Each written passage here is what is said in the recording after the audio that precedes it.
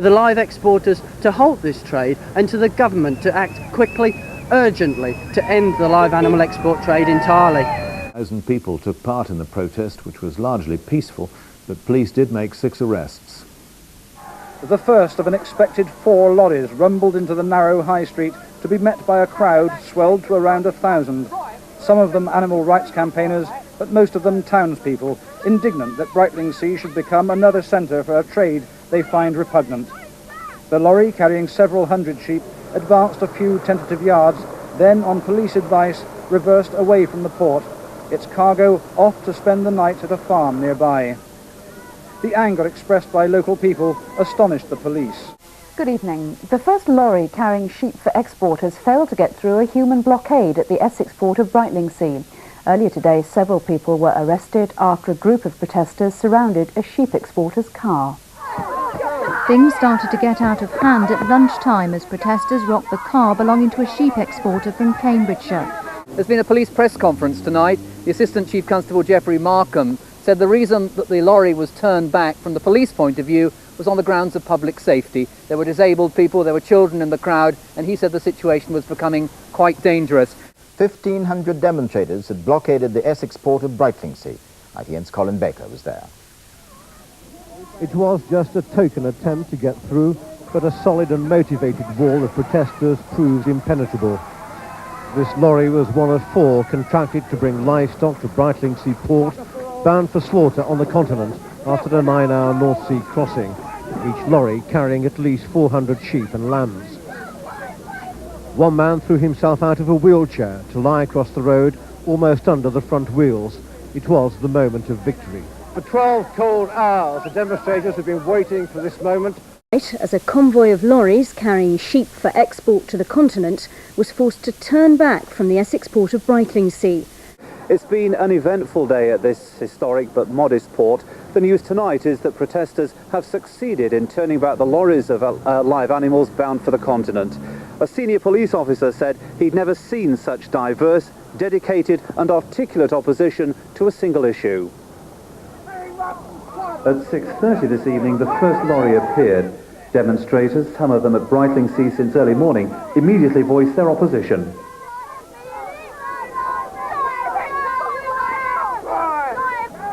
The lorry edged down the street leading to the port.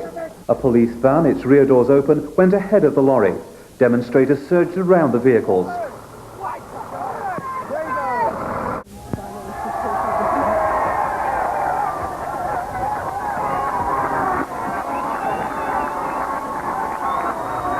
Senior police officers decided it was unwise to continue the convoy. The lorry reversed slowly down the street. Protesters scented victory. There was such a powerful demonstration against it that I decided that it was unsafe for it to proceed. There were young children in the crowd, there were disabled people in the crowd, complete cross-section of the local community. There were some stones coming over from the back, albeit there were few, but there were some, and I considered it dangerous for the vehicle to proceed any further, so I said that it would have to withdraw, and withdraw it has. Richard Otley from Huntingdon drove towards the port, only to find the narrow road blocked by protesters. The vehicle was bounced and scratched, lights were broken and plated. With me now is the Mayor of Brightlingsea, Rick Morgan. Mr. Morgan, what do you make of what's happened today? Well, obviously a very large turnout, and particularly pleased because obviously my main concern is the safety of the residents of Brightlingsea and the property of Brightlingsea, and I'm very pleased to see that it was very peaceful today. In the coastal town of Brightlingsea, they achieved dramatic success last night, turning away a truckload of sheep bound for the continent. Brightlingsea was the mouse that roared last night.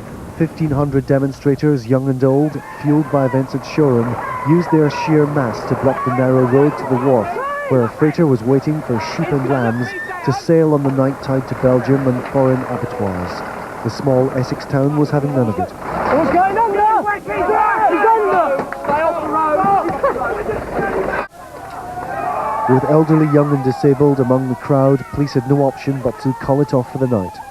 Did you hurt yourself there? I'm a bit sore, but I'll be all right. I can't feel most of the bottom half anyway, so it don't really matter, does it? There were 6 arrests from earlier clashes with police as the shipper tried to reach the wharf in his car. Cargoes of live sheep and veal calves are planned for every day this week from the tiny Essex port.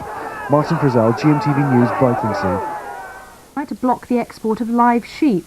About 1,000 demonstrators managed to turn back a lorry carrying livestock last night, and over 100 people have already assembled at the quayside this morning. But the exporters are angry this morning, saying their trade is legal and that Essex police should have managed their operation more efficiently. The businessmen say the police should have learnt lessons from the Shoreham protests and found a way of combating similar protests at Brightlingsea. However, those who live in the town are just as determined that the trade won't be plied through Brightlingsea. Animal rights protesters at the Essex port of Brightlingsea has criticised police handling of the situation. Richard Otley has vowed to get his shipments of livestock to Belgium, despite the presence of demonstrators. Richard Otley, the farmer wanting to export sheep, is to ask the Prime Minister to intervene so protesters don't halt the shipment. Today, as the Caroline sat at anchor in Brightlingsea Harbour, still awaiting her controversial load, the weather was preventing any sailing on the lunchtime tide. The protesters, though, were keeping their vigil. They could still load them tonight. There's nothing to stop them keeping on board because they have layerage. We will certainly be here till the lunchtime tide is covered, and then we'll have a review of the situation, find out anything more we know, and then decide what to do for this afternoon. Scratches and dents caused by angry demonstrators will cost hundreds of pounds to repair. But while his Range Rover may have taken a knock, Richard Otley's determination hasn't. He says his sheep lorries will be back at Brightlingsea tomorrow morning. We are carrying out a legal and legitimate trade. We have a right. We're not asking the police to police the port. We're asking them to give us free access over the Queen's Highway. He's considering legal action if they fail to increase their numbers and provide safe passage to the port. Officers were sent to the Essex port this morning to deal with the demonstrators. The police operation was far larger than one earlier this week, when protesters had stopped lorries from getting through to the docks. Around 500 demonstrators had gathered outside the entrance to the docks. Some of them sat in the road to try and block the path of the lorries, but this time they faced tougher opposition. And within half an hour they had been cleared out of the way to allow the lorries through. The lorry loads of live sheep get through. Tonight they're in a ship bound for the continent. Demonstrators accuse the police of using heavy-handed tactics.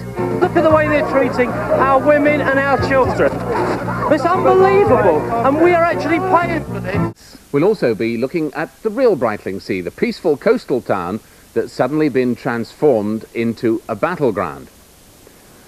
But first, the animal exporters said they wouldn't be stopped. The protesters said they wouldn't be moved. Well, today the exporters did get their load of 1,600 sheep through the blockade of Brightlingsea. At the main junction outside the police station, officers moved in to drag campaigners out of the way. There was further confrontation just outside the port, as it took the lorries an hour to inch their way there. Well, the protesters promised to return tomorrow, and the police, the ones caught in the middle of it all, faced allegations of using heavy-handed tactics. The end of the nighttime curfew on lorries in Brightlingsea. More and more police arrived. There was a noticeable increase in tension. There was little indication what was to happen as the first sheep lorries appeared at 8 o'clock. Ahead of the lorries were police vehicles and dozens of officers wearing riot helmets. The demonstrators were dismayed at the police presence. People sat down in the road, but the police clearly had a pre-arranged strategy. As you can see, police have cleared this far down to the crossroads. There are vans behind me, the lorries immediately behind them. The protesters are immediately in front of that. The police are clearing the street as they go down, pushing people out of the way by sheer force of numbers. Protesters were simply lifted out of the way, among them young and old local residents and members of animal welfare groups. Great bully! Get out of it! Local protesters were shocked and upset and scarcely able to comprehend what they'd seen on the streets of their hometown. This was a very different police operation from the one 2 days ago when the first lorry convoy was turned back. They just picked us up and chucked us off the road. Thrown us off the road. It's disgusting. This is a peaceful demonstration just sitting on the road, and I'm absolutely disgusted with the police tactics. Police said they wore riot helmets because of the stones which had been thrown at them on Monday. But demonstrators said their appearance was intimidating, and they complained bitterly that police officers were heavy-handed and used unnecessary force. They're walking slowly ahead of the lorries, the convoy of police vans and lorries heading out of town at the moment. People are walking slowly ahead of them. The police are trying to clear the road, but at the moment they're not having much success.